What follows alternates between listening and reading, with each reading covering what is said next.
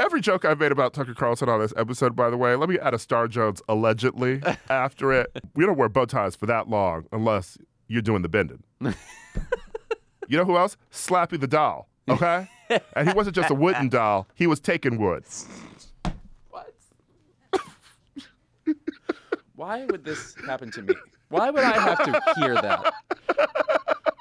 Welcome to Keep It, Cricket Media's show about pop culture and politics and what happens when they smack into each other at an alarming speed. I'm your host, Ira Madison III, a television writer and Fall Out Boy fan. I'm Louis Fertel. I'm a TV writer and Jane Fonda historian. Let's get into it. And we're back with an all-new episode of Keep It. I'm Don Lemon. Oh, that's too bad. Tough week for you. And not just that time you came on Keep It.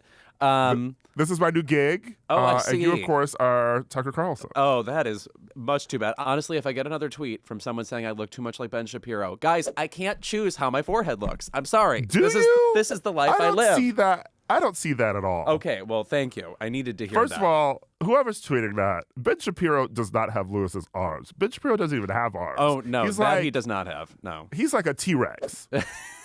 Which is, I think, it's more Velociraptor, honestly. You think he's going to charge you down? The tiniest Velociraptor, like fresh out of the egg. I'm Louis Fertel, and we get to play our once favorite game on Keep It this week, which is Guess Who Died?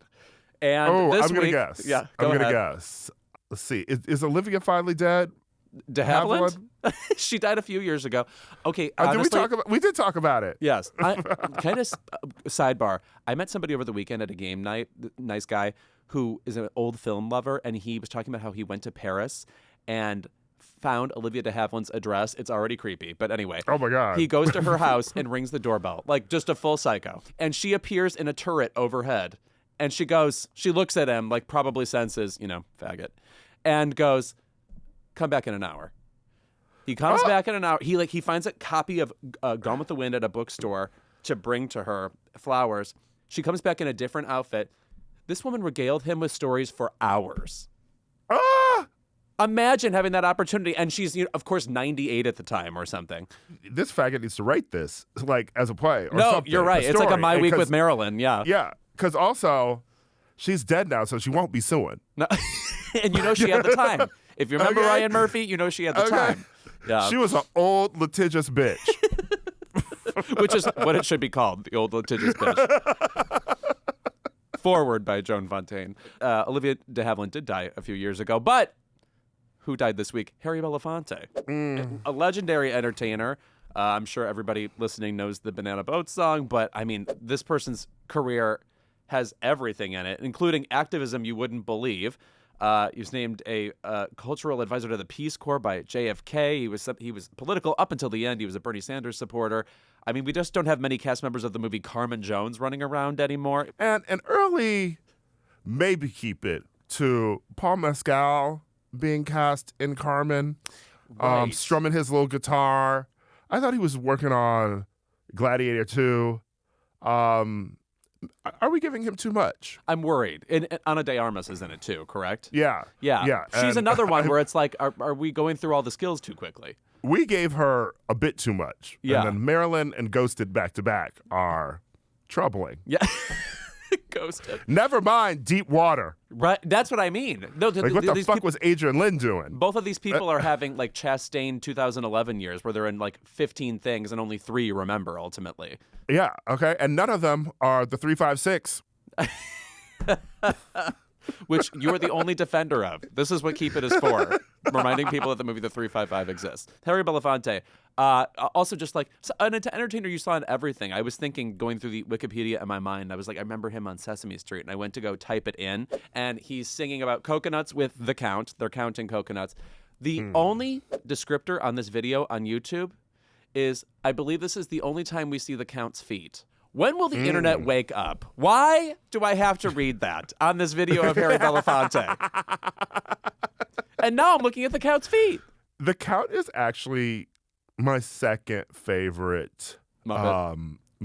Yeah, from Sesame Street. Oh, Sesame Street Muppet. Yeah. Yeah, but my favorite is Grover. Oh, Grover, excuse me, he's that bitch. Are we going to go there? I had a Grover little stuffed animal as a kid that beaten up, bloody, like losing eyes that I honestly, it's a shame to admit it, I think that Grover stayed in my bedroom at least through sophomore year of high school. Okay. Like that Grover like really meant like a lot to me. Oh wow! I mean, well, I just love his like constant anxiety and embarrassment over the smallest thing. Like, oh my god! You know, just, like giving harried '70s divorce mom energy. Exhausted by Elmo. Yeah.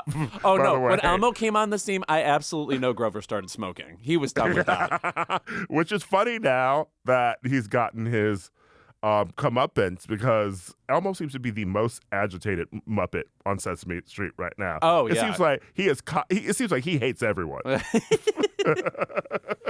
He remembers the good old days. Yeah, right. I think we tickled him too much. There are a few people out there like that. You can spot them. Can I say about Harry Belafonte? People love doing this when like a celebrity dies, or when they're very weird and want to find like evil Republicans attractive. They always search that person's name with like young on Google. Let me tell you, to whoever tweeted out young Ron DeSantis, I hope you die now. Oh, we need to not see that. No. Okay, but young Harry Belafonte. Oh, heartthrob. Have you looked up this man? Because I want you to look at it and tell me young Harry Belafonte is not Sasha Colby. Oh my God. Okay, well, I didn't know we were going to go there. Allow me. You're right. The eyebrow line. The eyebrows. Smile. Yes. The smile. The face that is just so perfectly sort of like uncanny. Also, yeah, giving pure attitude here. I don't know if you're looking at this picture.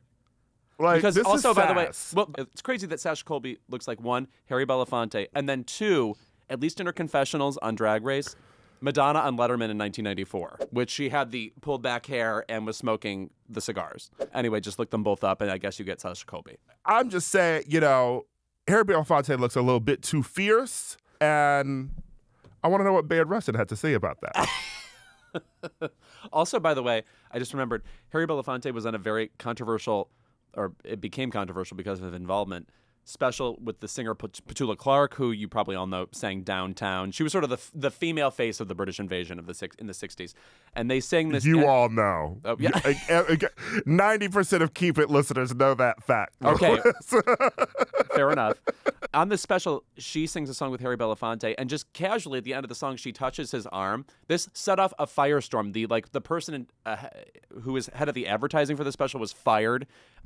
You wouldn't even think it was worth mentioning, let alone a fire-starting event. But it's a really lovely performance by the both of them.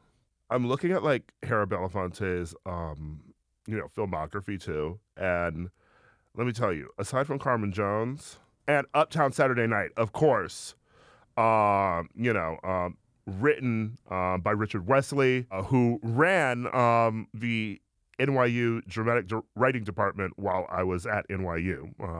I love you, Richard Wesley, and directed by Sidney Poitier. Aside from those two movies, I ain't seen a damn other movie Harry Belafonte has been in. I've got to tell you, it's one of those people with storied career. I think he was the first black actor to win an Emmy. Certainly the first Jamaican American to win an Emmy. That was in the late 50s.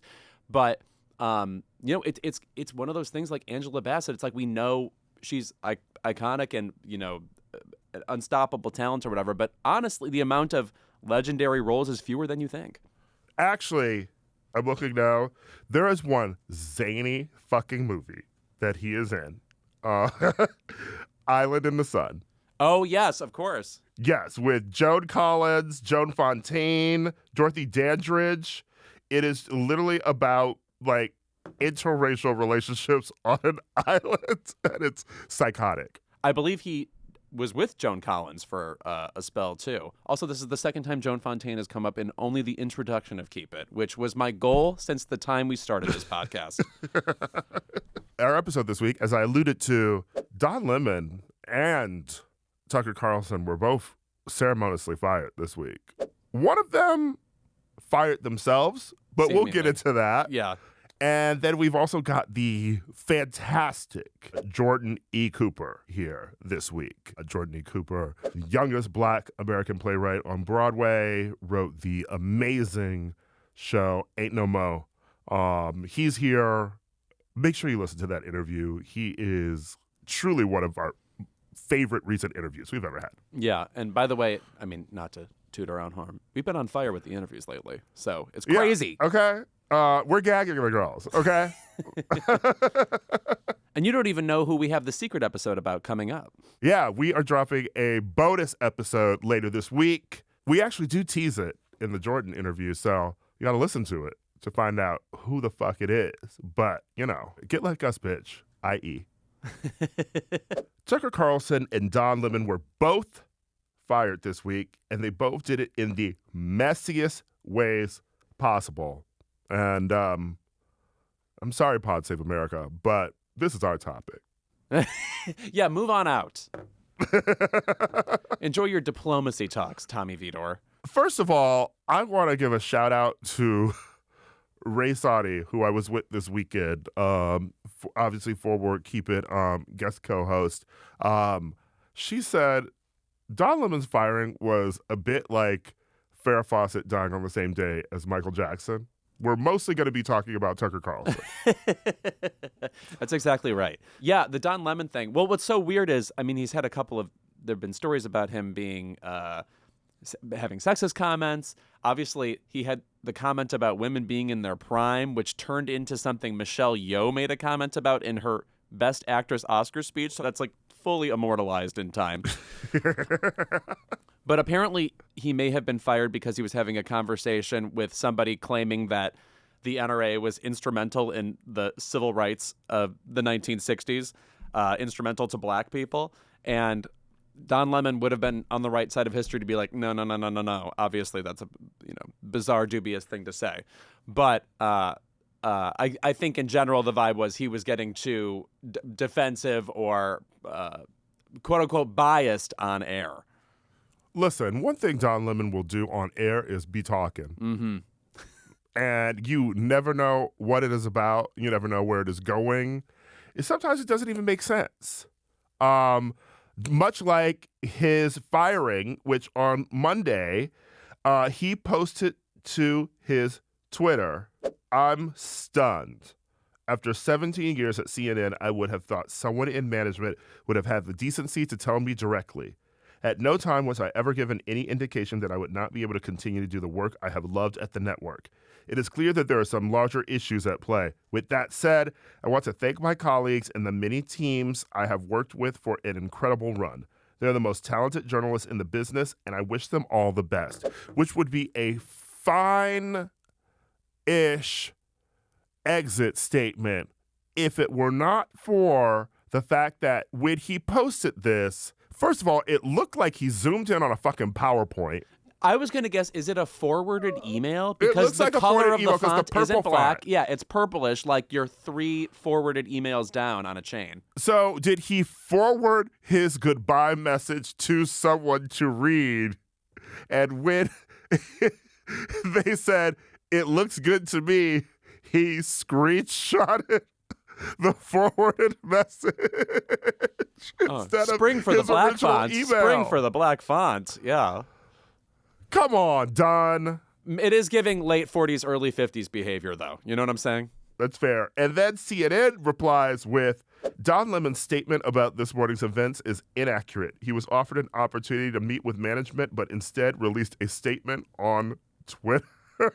That is so. I'm working at Starbucks. I'm working in retail, and the boss calls me in for a meeting, and I'm like, well, I'm about to be fired. You know what I'm not doing? Coming to work. No, you're knocking over the Raxidation. I'm on your way out. Would you like to have a meeting with me Friday at 4 p.m.? Actually, I'm taking sick day. No, and the spangled belts are now on the floor. Yeah. Wow. Now there's Tucker Carlson, of course, who was let go even less ceremoniously somehow. He really thought he was going to be doing a show on Monday over at Kimmel. We watch clips from Fox News all the time to lampoon, make fun of, whatever. And we watched his final moments, and he truly says, cling to the ones you love, and we'll see you Monday. Like, I didn't realize how corny he gets. Does he have anyone he loves? Let me reverse that. Would anyone cling back to him? That's what there's no, like, barnacles for him. Yeah. The bow tie industry, are they, like, hurting for that? I don't know.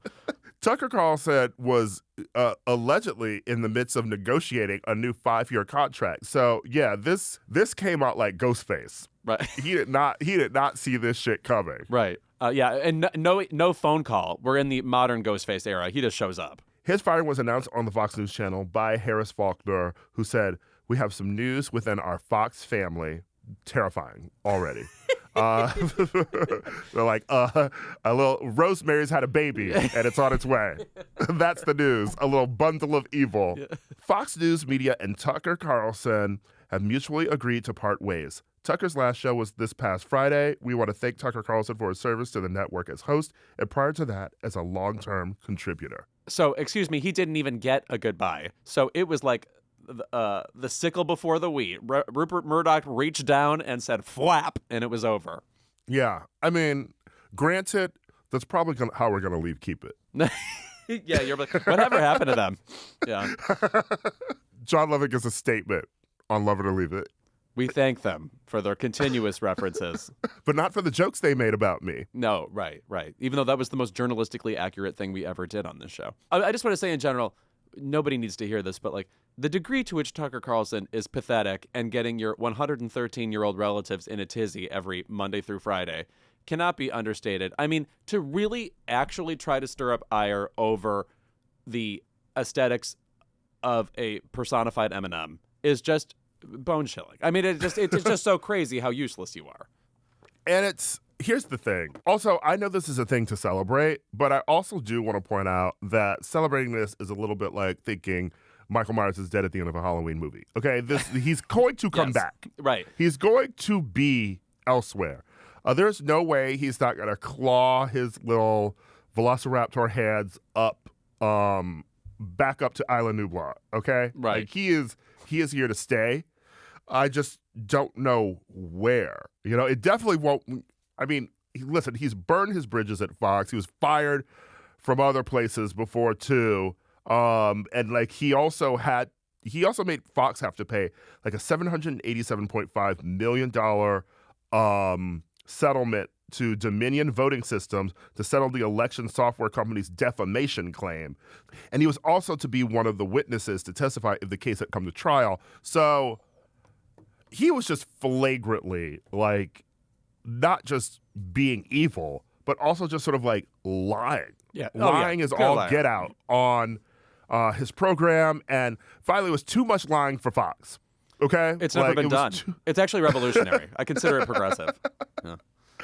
Too much lying for Fox. I don't know. I don't see him at another network because I don't see another network wanting to put up with that shit, but It seems like there's not many places that could afford him, really. But of course, people like him, there's no wrong place for them to go. Like, as long as they keep the audience going. And when you're a Republican, there's like endless YouTube conduits or whatever podcasts where these things can still flourish. You know, it's like, what is Newsmax? Like, nobody actually goes there for credibility, but then they have these quote unquote stars. So it's like, whatever, he'll find his way somewhere. Again, this is why everybody needed to watch the movie Tar, for that scene where they say the crocodiles survive. although if surviving as a crocodile means that you survive the Megyn Kelly way, where you just will randomly tweet an incendiary thing about a random pop culture thing every few weeks so that you go viral and get trending. I mean, what a sad, pathetic life that woman must have now. Right. No, she's on the Ann Coulter track. And by the way, I don't know what happened to Ann Coulter. So if anybody knows, do not tell me. Well, she ran out of book titles. Right. Yeah, right. And metaphors for beating up liberals. Yeah. She used to have titles like Resistance is Futile, Never Trust a Liberal Over 3, Treason, High Crimes and Misdemeanors. Well, that was a bit of a steal. Yeah. Demonic, How the Liberal Mob is Endangering America. But In Trump We Trust, girl, You've lost the plot. Yeah, right. She doesn't even believe that one anymore. Come on.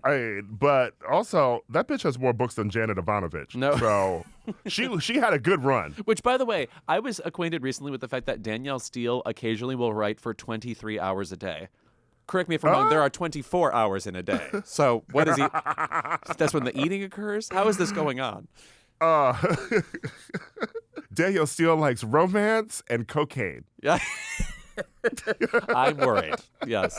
The problem with Megyn Kelly, of course, is that she's illiterate. So she doesn't have the books. And also, she's still bitter over the cancellation of Captain Planet, where she was a villain for such a long time and provided so many with joy. Don't do Meg Ryan like that. I think Meg Ryan was only the voice in season 1. Oh, okay. Well, she had to leave to go do the Brave one. Right. So, I do, however, think Tucker Carlson will survive. He's malleable. Lest we forget, he used to wear those faggy bow ties on the show until Jon Stewart bullied him into wearing ties.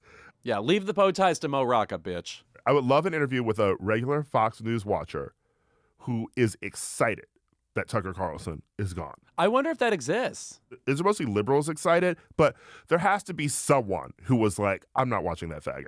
Right. I do think there is a particular Republican syndrome where they literally are incapable of finding a man annoying. Like they can be as ribald and ridiculous and really screaming at the top of their lungs as possible, and that just is really electrifying to them, you know. Whereas almost every woman in sight, outside of a few Fox News anchors, is annoying to them. But that begs the question, you know, like, do men find other men annoying? No, and they should. God, would we be helped out if you found more men annoying? Yeah. Because men are obsessed with calling, like, female comics annoying. And this is a rant for another day. But, like, for instance, Kathy Griffin, somebody who's routinely called annoying or whatever. And then you say to that person, name a male comic you find annoying. And they're like, Carrot Top? And I'm like, you're literally comparing somebody who is a woman, who is standing on stage speaking, to somebody who is whipping out accordion-like props and yelling at the audience. Like, it's very telling that you can still dial into the frequency of a lunatic man more than you can literally a woman raising her voice. Okay. Look, Larry the Cable Guy is right there. Probably shooting still straight to DVD movies right now. And yeah, I mean DVD. And then, of course, there's Don Lemon, who I don't know where she goes from here. Is HLN still around? Joy Behar is still not, like, interviewing people like Melania Trump about who's a birther over there, right? I mean, as annoying as Don Lemon was on air sometimes and seemed to annoy people who worked with him, the best version of Don Lemon was when he was drunk on New Year's. And they stopped him from doing that this past year. But if there's a show where he could just get drunk and have a good time, then I'd watch it. I also want to say about him, I believe when we interviewed him one time, he was talking about how he's obsessed with old movies, like Bette Davis and stuff. Why don't we get him wasted on TCM? Why aren't the commentators on TCM, a network I watch literally every day, why are they not drunk sometimes? Because when I'm, rowdy and, tipsy, what I am doing is screaming about Joan Crawford. You know what I mean? Yeah. Dave Karger could use a bourbon. Yeah. I'm just going to put it out there. And he's living in Palm Springs, so I know a life of leisure is already in the cards. Okay, you are not watching the Lady Eve Stone Cold Sober. Nobody is. Even though Henry Fonda's vibe, Stone Cold Sober, I do have to say, I can't picture him wasted. Honestly, though, I wish there was some sort of morning show situation where some executive with big ideas on how to revitalize cable news would put Tucker and Don Lemon on the same show. Ooh, yeah, we need network co-hosts. We need network 2. Yes. And by the way, Faye Dunaway, available. Don Lemon, Tucker Carlson, and Faye Dunaway giving you the news. I have never felt better. That sounds exactly right. That famous story where Faye Dunaway referred to someone as a little gay boy. Little homosexual boy. When she was doing that play about Katharine Hepburn that abruptly stopped because people were fearing for their lives from this woman who slaps people for real. On a day-to-day basis, I don't know which one she would refer to as that. Don Lemon or Tucker Carlson? She would try it either way. She doesn't give a fuck. She'll fire an assistant today, tomorrow, and the next day. All right, when we're back, we are joined by the wonderful Jordan E. Cooper. Our guest today has achieved so much at such a young age, and Louis and I should know because we're both 25. That's right. Yeah. I really understand TikTok, and you should ask me all the questions about it. His iconic play, Ain't No Mo, made him the youngest Black American playwright on Broadway, and he is also the Emmy-nominated creator and producer of The Miss Pat Show. We are thrilled to have him on our show. Welcome to Keep It, Jordan E. Cooper. Hey, hi. Hi. It's so good to see you. It's so good to see you, too. It's been a minute. It has. Since we did Michael Schulman's, who was just on Keep It for our Oscars episode. He has this show that he does every year where he has actors and people do monologues from different award shows. And we did Mariah Carey and Lee Daniels at the Palm Springs International Film Festival, accepting for Precious, which is truly a moment. And I want to ask you how fun that was doing. You played Mariah, I played Lee. How fun that was with you knowing Lee, and working with him on Miss Pat and him having produced Ain't No Mo on Broadway. No, it was so much fun. I asked him before I did it. I was like, yo, I'm supposed to be doing this. Are you cool about this? He was like, yeah. Yeah, I don't give a damn. I said, why were y'all so lit? He was like, well, I had a couple drinks. Well, he was like, Mariah had one drink, but she was taking some medicine at the time that, like, if you have one drink, it, like, makes everything just, you know what I mean? Mm-hmm. And she doesn't even really drink like that. He was like, she had one drink and she was gone. Hilarious. It's just a hilarious video. They are lit in that video. What exactly goes on in this speech? It's not. I don't remember seeing it. So it's basically Mariah Carey won a performance award for Precious, for her role in Precious. Yes, great performance. Yes. Yeah, so she gets up and she is shocked and delivers a speech that is not coherent whatsoever. But absolutely iconic at the same time. Yeah. And Lee, of course, is talking about how, like, when he approached Mariah, he was like, you got to you got to take the makeup off. And she was like, I took my makeup off. I put that mustache on. Yeah, and then she was being shady. She was like, I can take my makeup off. I don't look like that bitch on that thing. But we don't know who the bitch on the thing is.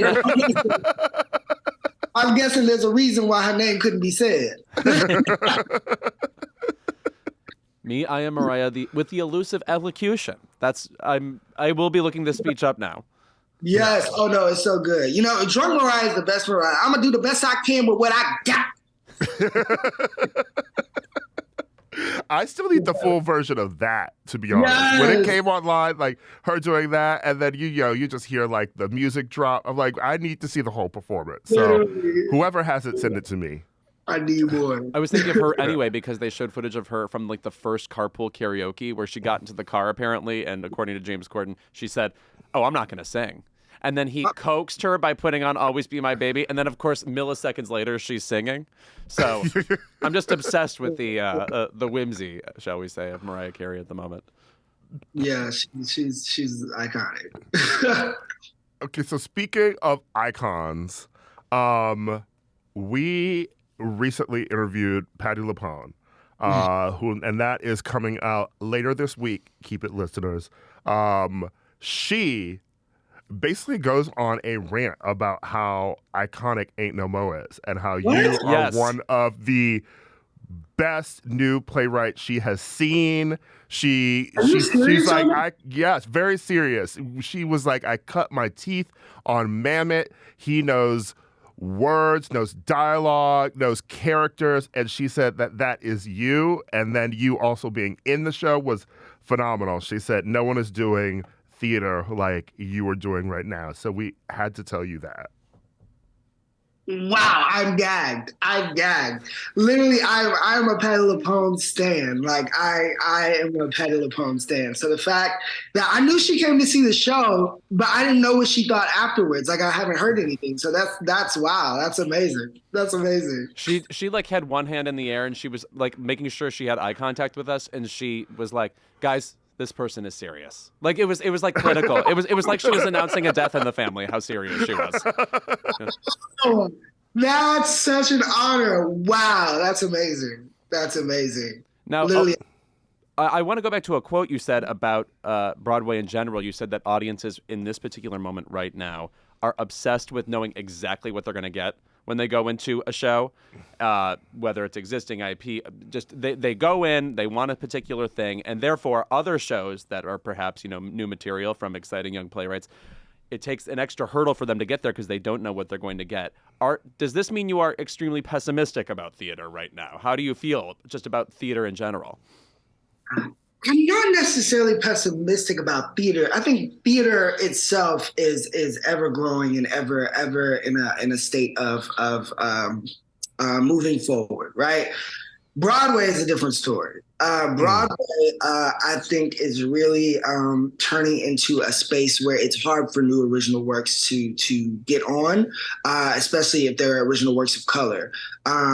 This is the thing, it was already hard pre-pandemic, but post-pandemic, it's like a whole new world. Because people don't want to spend their money on something, like I said, that they don't know. They want to spend their money on Coming to America, the musical. They want something that they recognize, that they know, and see celebrities and faces that they know.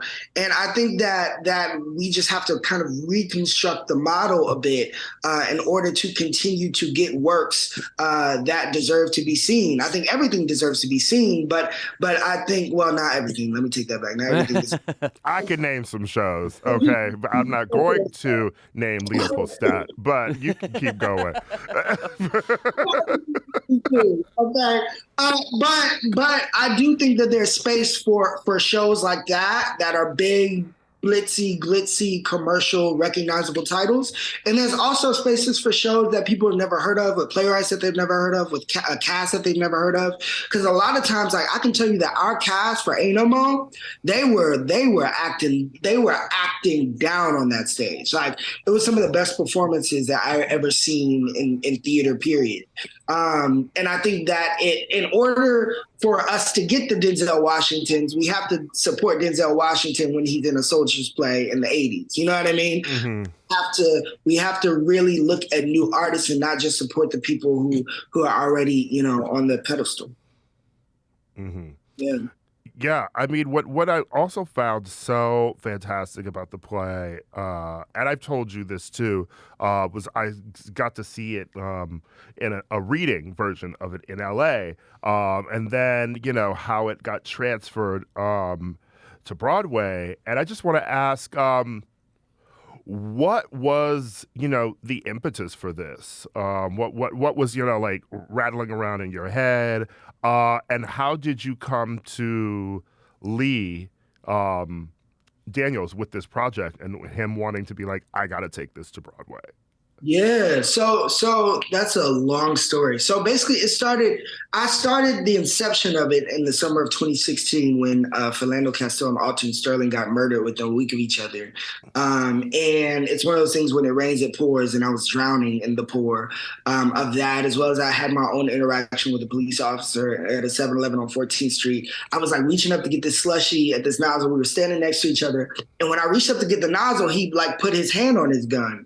And I just kind of put my hand up and just kind of backed away. And he went on, smiled, and went on. But I just went back to my dorm, just kind of really contemplating life and contemplating my own worth. I was like, people do not need to be marching in the streets over no $1.75 slushie. It's like, that is not the song. And I have a very dark sense of humor. I always tell people I find something to laugh at funerals. I always say, why is she wearing a bra? She's going 6 feet under. Like, why? It is okay. Like, Jesus would let her titties be free. It is okay. swing them high, swing them low. She can get through the gate. But I just really had to find something to laugh about to get over it and get through it, right? And so the idea of like, what if we just all said F it? Like, what if we just said like fuck it, we get on a plane, screw racism, screw economical separation, screw all these things that hold us back in this country, and we're going to start anew and get on a plane and go back to Africa, right? And as that started as a hilarious idea, and then bringing in a drag queen being the flight attendant to get all these millions of Black people on a plane, the play is basically us watching all these people decide whether or not they're getting on the final plane out of America. And if you don't get on the plane, then you turn into a privileged white man. So a lot is at stake here. But as I started to write this story, it was very obvious that the question that I asked got an answer, and then I started to challenge that answer over what does it mean if we just all give up in that way? What happens with the blood that's in the soil and the bones that's in the soil of this country that built this country if we just stopped fighting, if we just said, F it. But then also on the flip side of that, you're going to Africa, but there's really no place for you in Africa. Like that's not your home. It's your home romantically, right? But it's not your home. Otherwise, you're going to be colonizing people on that side of the spectrum. You know what I mean? You're displacing people over there. So it's a really interesting conversation about what home is, for people of color and specifically Black people. Like when you have a dash before American, home is tricky. Right. That means you're not a natural American per se. Like this is not your space. But the reality is that we built it, and I think the play really asks, like, how do we fight for what we built?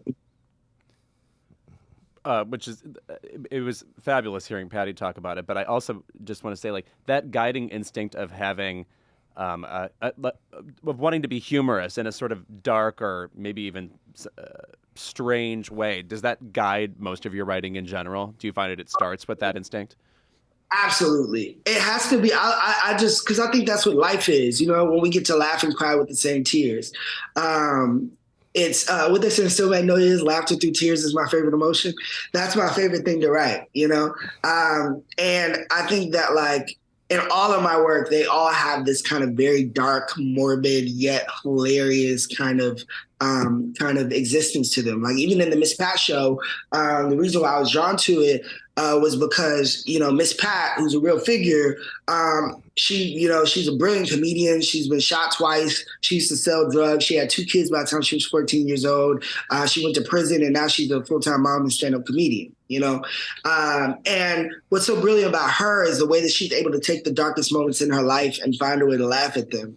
She can make you laugh about being shot in the back of the head. She can make you laugh about being molested. You know what I mean? Like it's so twisted and it's so dark, but through that laughter, she has control and power over the thing. I remember one of the funniest real life moments I've had with Miss Pat was we threw her a surprise birthday party. It was her 50th birthday party. We threw a surprise party in Atlanta, and we brought her up there and we're like, surprise. And she's like, oh, thank you. And then she gets the mic and she was like, I don't know who planned this birthday party, but did y'all know that I got molested in the graveyard right across the street? Oh my God. She's just dying laughing. Everybody's like, did she really just say that? Who booked this place? Didn't nobody know that? It's just so ridiculous. And so things like that, I find that funny. I find that hilarious. You know what I mean? Because there's a sense of victory in that, There's a sense of victory of she's here, And I think even in plays like Ain't No Mo, there's a sense of victory in the pain of we're getting murdered constantly, and we're being discriminated against constantly, but yet we find something to laugh about. Mm-hmm. Miss Pat, obviously, the show like you worked on and ran, for seasons, and now Ain't No Mo, you went to Broadway. Truly, what do you want to do next? Like, these are two things that are like dreams of people who are, in their 30s, 40s, who've been writing forever. And you've had such, great highs early on, even with Ain't No More closing far too early. What do you want to conquer right now? Yeah, there's so much I want to do. I want to do film. I want to write musicals. I have more plays inside of me. I also just, want to keep lifting up other artists as well. I hope to own a theater one day. I hope to own movie theaters. I just want to keep creating space, not only just for myself, but also for other artists. But there's so many projects inside of me that I want to make. Like, it's kind of scary how much is inside of me. And I just hope that I can get them all out, My goal is to, like, when I die, I want to go to heaven empty, I want to go empty, like knowing that there's nothing left inside of me. I poured it all out. I did what I could on the earth. And that's the goal, You have a natural ebullience that makes me think you are probably writing constantly. Are you somebody who doesn't ever suffer from things like writer's block? Because looking at you, I almost can't picture you being like, actually, I don't know what to write about today. Well, the problem is I always know what to write about. I just don't always feel like writing. Mm-hmm. That's the problem. Listen, it's like when I have to sit down and write something, that's the cleanest my house will ever be because I'm constantly just putting on music and just cleaning everything. The things that I just constantly stall. Because it's such an experience and it's such a draining experience for me, even though it's rejuvenating and it's blissful, but it's also, my favorite part isn't me sitting by myself in the room. My favorite part is getting it in a room with other people and making the thing breathe, Mm-hmm. So whenever I have to sit down by myself and like really converse with my spirit, it's a lot of work. So I try to avoid it, but I can't because it's like there's things that need to be said, not only for other people. I always say I never write for other people. I always try to write for myself because there's something that I need to hear or something that I need to say for myself. Because it's like I'm not Jesus with 2 fish and 5 loaves of bread, y'all. It's like I gotta eat too. I gotta eat. Jesus said the same thing, by the way. Yes. I gotta put me first. I gotta put me first, Judas. Right. You motherfuckers sit to the left, right? No, I really just it's important for me to eat, and I want to set out some plates for other people to have enough to make a plate for themselves and sit down and eat with me, right? That's the goal. But I always gotta eat first. I never try to write from being on a soapbox with a message that I have to get out. You know what I mean? Which is why, even with Ain't No Mo, it's like it's rare that you get like a Black play or a play about race in general that's speaking about a cultural experience and isn't preaching to white people. Mm-hmm. It's not here to be like white people. This is what it's like to be Black, and this is what you shouldn't do, and this is what you should do. It's really just like, no, this is our experience. Like you can come in the cookout or you can't. You know what I mean? Mm-hmm. It's like the door is open, but if you want to engage, come and engage. But we're not going to go out of our way to invite you. In the sense of like. The same thing with, I always say, I remember one of the early reviews of Ain't No Mo, it was a review who actually loved the show, but one of the things that he said was, sometimes too many colloquialisms went by too fast.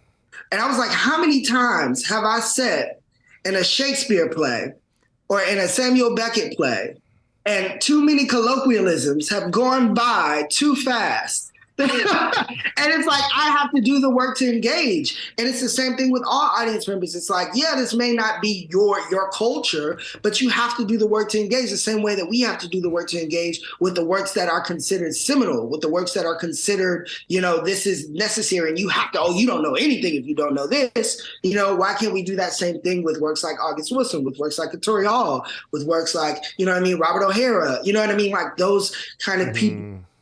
And it's just really, that's what theater should be. It should be everybody's experience, because I believe that through specificity, you get universality. You know what I mean? Somebody's going to see themselves. I had people coming up to me crying after Ain't No Mo who weren't even from America, who weren't even Black, but yet saw themselves in the story. You know what I mean? Saw themselves in the situation. That idea, once again, of not knowing where home is.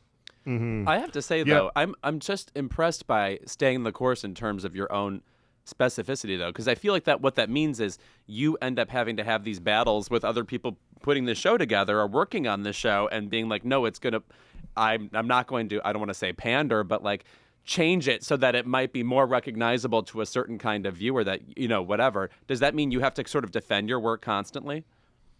I do have to defend it at times. Thankfully, I've been surrounded by people who get it. And if they don't get it, then they're willing to do the work to get it. But I think that I'm kind of grateful for that I have that thing in me, because, you know, my beginning was before I knew traditional American theater and you know, Sondheim and Beckett and Moliere and all these people. I knew, you know, Tyler Perry when I was 6 years old.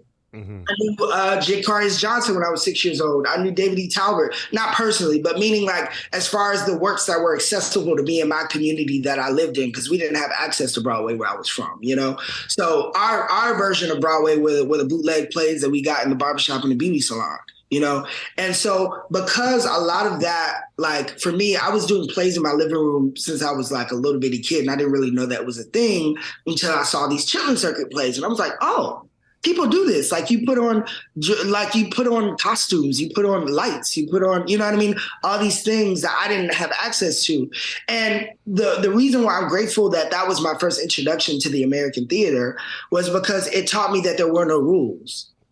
It taught me that I didn't have to, you know, fit into the traditional American canon. It was like, no, you can do whatever you want. Just tell a story, you know, and make sure that you're taking care of your audience. And I think that allowed me to, when I did get into like late elementary school or early middle school and started to get into traditional, you know, white American theater, I started to approach those things with a new appreciation where I could appreciate them, but I could also translate them. You know what I mean? I could also translate them in a way where it was like, oh, this is dope. It's not my style, but it's dope. And I see the human condition and the human experience in it and the brilliance of it. And thankfully, I just write for whoever I write for. You know what I mean? I write for Black folks who listen. When I tell you, people were in that theater twerking on them seats. They were. The opening of that show is so wild and fun and just.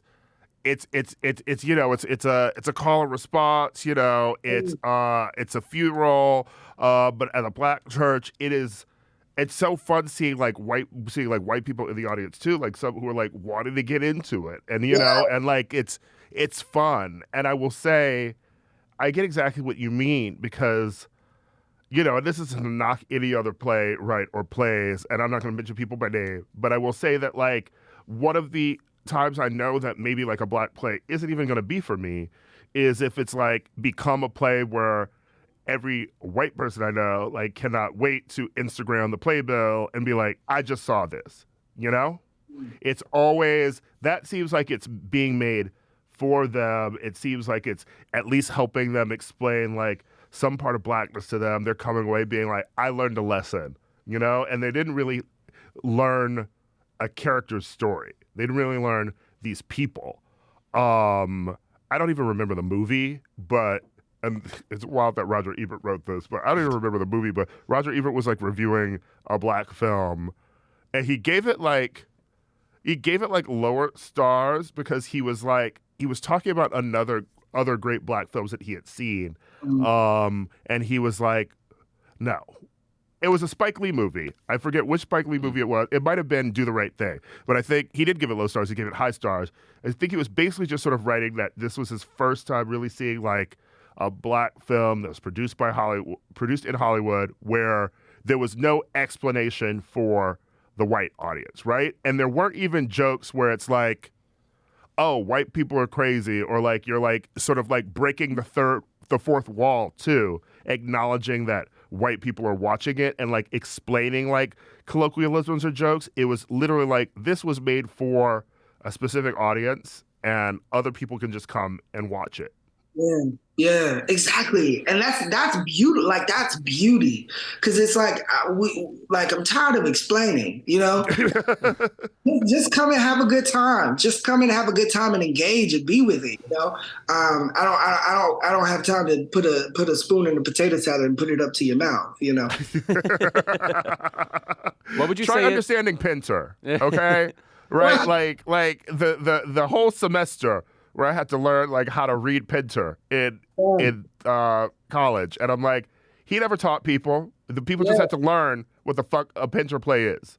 Exactly. And I remember I went to a school in the new school, and there was a teacher who was teaching. I was so excited to take female playwrights. It was a class all on female playwrights. Yes, I'm so excited. I get in there.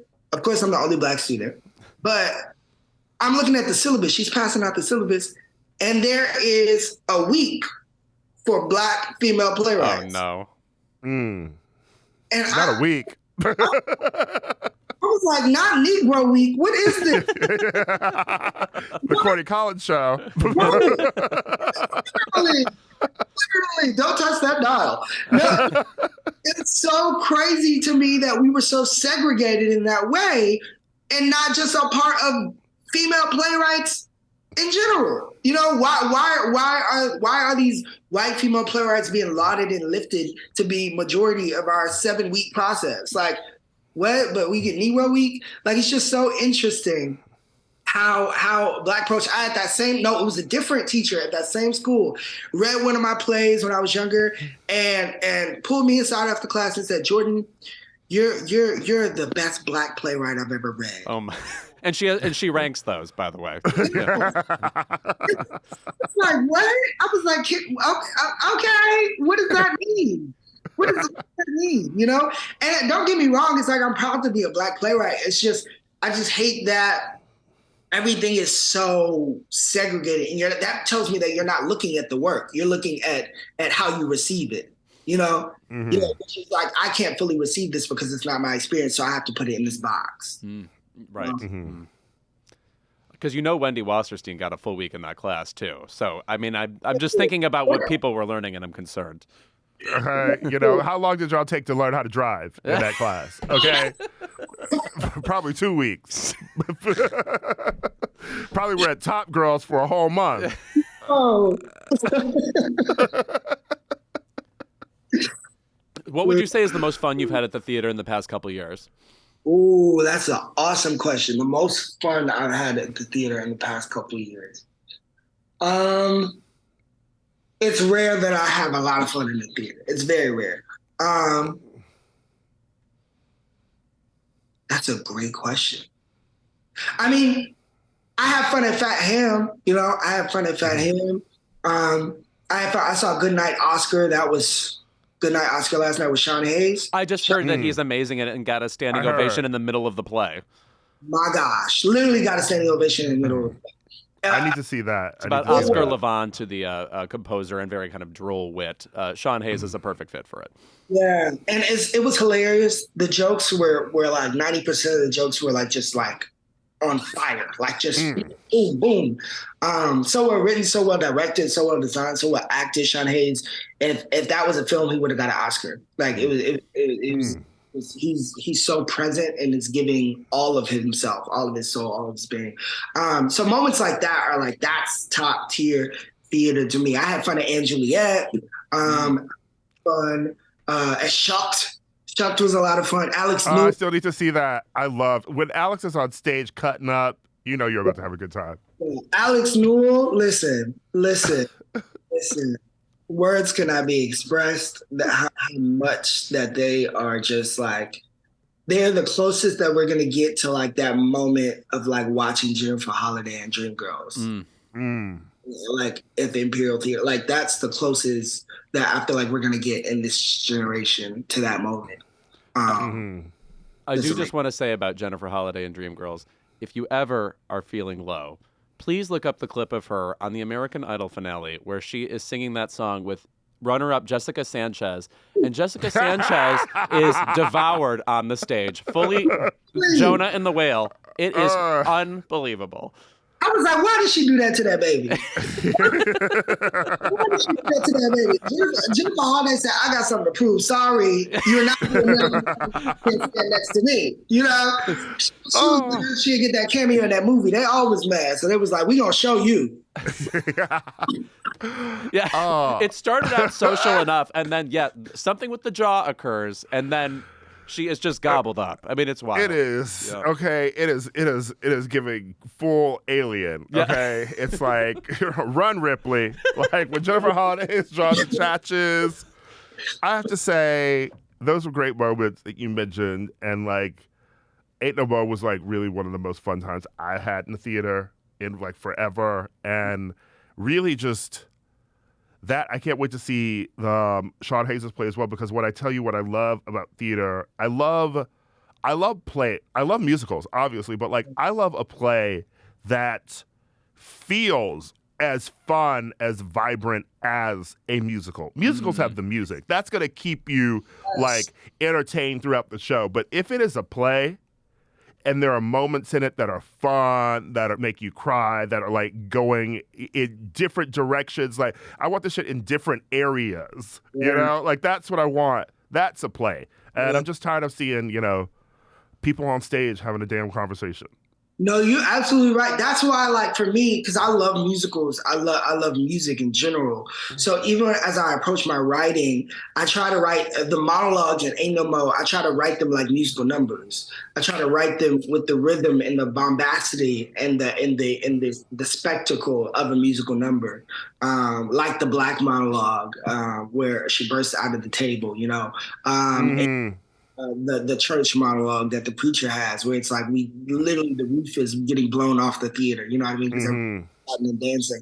It's like I'm the exact same way. That is if there's no music in it, even if it's a play, and I'm not even talking about music like as far as traditional music, but even your language can be music. If there is music in it, it's not for me. It's not. Yeah. Yeah. Well. Thank you for being here. And to close, you just said it again, language. And to bring it up again, Patti LuPone said, you understand language. Wow. So. That's so wild to me.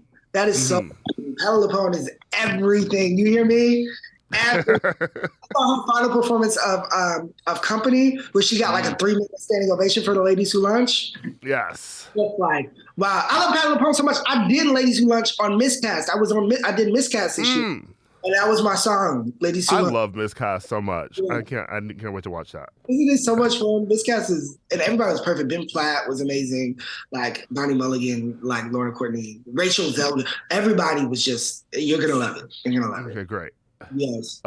Thank you for being here. Good Lord. What a pleasure. Yes. Yeah. Yes, it's a pleasure to be here. So y'all are so much fun. So much fun. Yeah. Let me tell you. Sorry, to close out the 2 quotes that she said, because we have them written down. Jordan Cooper knows what he's doing. And I came out of there so mad that it was ending and so grateful that I had seen it. Wow. And when Patti LuPone says she's mad, she's telling the truth. She's mad. Okay. Yeah. Okay. She was turning off people's phone. Yeah, actually, it's also so wild to me how much Patti loved that show, and that tells you like how much like the show was like enraptured in people, because Patti will be on stage and be like, "Stop acting up in this show," But people were acting up because they were supposed to act, and they were being moved. That's what she wants. That's because she is the toughest theater critic you will ever meet. Like, and I've never even met her, but the way she talks about shows, child, she will let you know what she thinks. Okay. She was talking about, she was on Watch What Happens Live the other day, and Andy Cohen asked her what she thought about Phantom of the Opera closing, and she was basically like, I don't. She was like, why is it there so long? She was like, why would anybody want to see Phantom of the Opera? And if you saw it, why would you go again?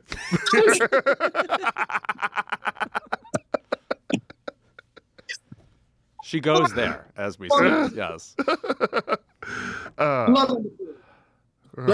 Well, that means so much. Thank y'all for sharing that with me. That made my day. Happy to. And we're back with our favorite segment of the episode. This is Keep It, which, by the way, is a 2-time Webby Award-winning series as of today. Oh my gosh, I can't believe it. Also, whenever you say 2-time winner, I immediately think, that's right, Hilary Swank. And that's who I feel like in this moment. So it's all downhill from here, right? We're going to start freedom writing tomorrow. Alaska Daily, I will see you soon. One of the really hot actors from Alaska Daily just followed me on Instagram recently, though. Oh my God, what a life event for you. I'll remember this moment and where I was when you told me. Well, if he's single, it might be a life event, Louis. Oh, okay. Well, got sad. Our Webby Winning podcast got sad. They talk about this kind of shit on Call Her Daddy all the time, okay? Okay? Call me daddy. Okay. Or call me comma. Call me comma, daddy. Okay. Oh, I see. Cute. Yeah. Louis, what is your keep it? Well, it's one of my favorite kinds of keep its in which I say the keep it to myself. Because, guys, what have I spent the last week doing? No, I still have not seen Are You There, God? It's Me, Margaret yet. A movie I hear is fabulous, produced by James L. Brooks of Mary Tyler Moore Show and The Simpsons and Terms of Endearment. I hear the movie's great. I can't wait to see it. I don't know if it's because the streamers have been pushing this stuff to me. Maybe it's Freevee, which I downloaded for that show Jury Duty, which has these movies on it. But I have been watching the 90s movies of Woody Allen recently, breaking my own commandment. I believe I stated on this very podcast years ago. And can I tell you, keep it to me for just spending all this time watching these movies, but I'm going to attempt to defend myself now. One, Ira, do we have a director right now who, when he puts out a movie, makes sure it's fucking 90 minutes? Because I have to tell you, that is what is roping me into all of these movies. Literally, you could be like, Louis, here's a picture. You could be like, Louis, here's a video of your parents getting executed. I'd be like, oh, that's terrible. And then you would say it's 91 minutes. I'm like, well, I have the time. I can still make dinner. So I'm going to watch it. But you forget in all of these movies, first of all, who is in them? I watched Sweet and Low Down, which is the movie about Sean Penn as the guitarist. He was Oscar nominated for it, so was Samantha Morton. John Waters is in that movie. I watched Everyone Says I Love You, which is his New York musical that he did, which is like actually pretty quaint and lovely. But Edward Norton's in that movie, and Goldie Hawn gives a performance that is unbelievable. And then finally... So go ahead.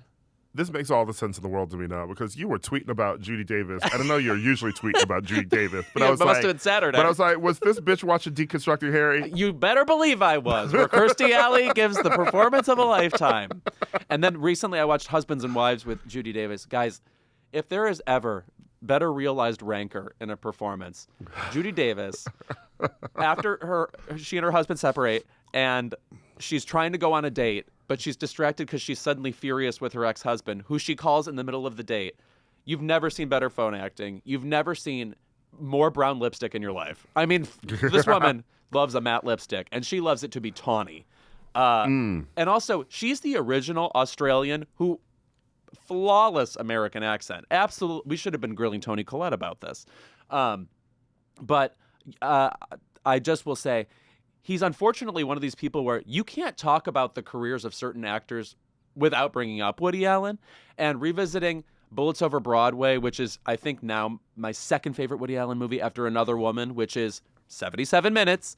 Those are your top two? Pleasure. Yes. Mm-hmm.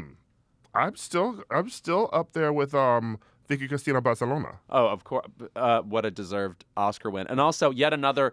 like, kind of thankless, but kind of good role for Rebecca Hall. Yeah. Which is what she specializes in. And then it's caught a bunch of strays since it came out, probably because Woody Allen is, who he is. Yes. She is who she is. Yes, exactly. Match Point.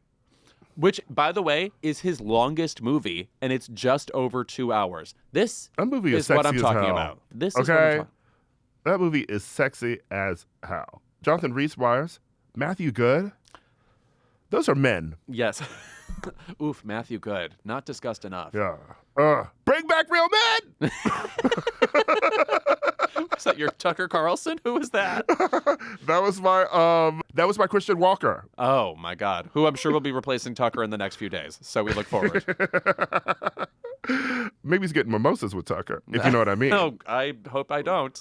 Every joke I've made about Tucker Carlson on this episode, by the way, let me add a Star Jones allegedly after it. But you don't wear bow ties that long, baby. Right. Okay? Unless you're doing the bending. Because I will say, when I was a Chelsea Lately panelist, that was my I have a personality accoutrement. Like, look at me, I'm, the bow tie faggot. So I'm just saying, there's actually some, I think, credibility to this. You know who else? Slappy the doll. Okay? And he wasn't just a wooden doll. He was taking wood. What?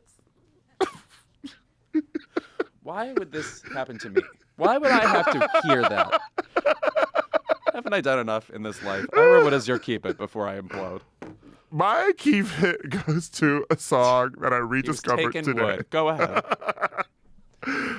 My keep it goes to a song that I rediscovered today. Oh. A close friend of mine, who you know, Ted Ripple, sent me. We send each other like songs like every other day. That's our relationship since we're in different cities now. Usually songs that we love that are bangers, like things that like we think the other hasn't heard. But he was like, he was going through his liked songs and found an anomaly. It is the I Want to Love You Forever Soul Solution Remix Radio Edit. And this is, of course, I Want to Love You Forever by Jessica Simpson, yes. And my keep it is to the fact that, one, this sounds so fucking good from a production standpoint. That is usually the case, yes. Okay? The Soul Solution remix, Soul Solution, whoever they are, they're getting it. Okay? But damn, that girl could not sing. It really, again, I bring up Danny Pellegrino all the time. There's a specific group of 35-ish-year-old gays who on Instagram keep reminding you how crazy the era was where Jessica Simpson kept getting on TV to sing. Okay, and she thought that she was singing down. Yes. Okay? She was, the lips were quivering. The hand was going up. The Mariah hand, definitely all the time, yes. Like, and the enunciation, like, she thought that she was Billie Holiday. Yeah. She thought that she was Etta James, okay? She thought she was Eartha Kitt on Santa Baby, okay? She was Jennifer Holiday. She thought she was Jennifer Summer Vacation. It's okay. I don't know about that. Jessica Simpson at Emerson's Bar and Grill. Yes. It is obviously like I love like a soul, like a house remix. Like I would love to hear this at Paradisco, the party at LeBain, at the Standard on Sunday afternoons. But it is the vocals that is stopping this song from being a hit. And it is so crazy that we let that girl think that she could sing for so long when Ashley was right there. That's true. Who brings it? I saw her at the Hollywood Bowl as not Velma Kelly, as Roxy, and she was very cute. But can I just say, by the way, she has a raspy, like her whole Ashley Simpson's whole like lip syncing thing really did too much to her career because she has such a raspy, like Liza Minnelli-ish voice. Okay, I want to hear Ashley Simpson sing "I Gotcha." Mm-hmm. Also, I remember the album "I Am Me" quite well, and the song "Boyfriend" and "Burning Up" on that album I really enjoy. By the way, these days we get covers of everything. Remember when we got was it a Tinashe cover of "I'm Every Woman," which we had two Slays version of that song already. So it is due for this song to be covered in a meaningful way. Yeah. Who could sing "I Want to Love You Forever" and really like sing down? How about, you know what, Ellie Goulding, who did a great job at Coachella the other weekend, and I made a silly little joke on Twitter, and she responded to it menacingly. What did she say? Okay, so I was having fun. It was late on Saturday, or whatever she performed, and I said, well, Ellie Goulding celebrating 10-plus years of sounding like a freezing child, and we're all having fun. And she responded with like a wrist gesture, which to me said mid. I don't know what she was going for there, but I thought the joke was very cute, and we were all having a wonderful time. And Ellie Goulding now, it's like that episode of My Life on the D-List where Renee Zellweger sends Kathy flowers, and now you're just terrified. What did that mean? Baby, she's going to slap the trivia out your mouth. Yeah. That's what she going to do. Okay. Ellie Goulding. Yeah, right. Is going Ellie hunting. And I'm not that hard to find. You know I'm walking to a Starbucks. I can't believe you angered Ellie I know. Goulding. I didn't know she had it in her. Yes. Meanwhile, one of your icons, and mine too, obviously, Alanis Morissette, followed me on Instagram. This is so upsetting to me, Louis, the Alanis Morissette stan of all time. I literally have written like blog posts on forgotten websites about how Orchid is an underrated queer anthem. Look up the album Flavors of Entanglement. I think it was only a Target only bonus track, just for the record. But yeah, really upset at you. Well, you ought to know that you collect more songstresses with honey than saying that they sound like a freezing child.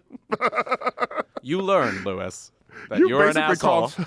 You basically called her that little boy from that Are You Afraid of the Dark episode. Ellie Goulding cold. just going, I'm cold. Beat drop. Yeah. Okay, we could remix that. I'm sorry, it would work out. Gary from Are You Afraid of the Dark? I always had a crush on him.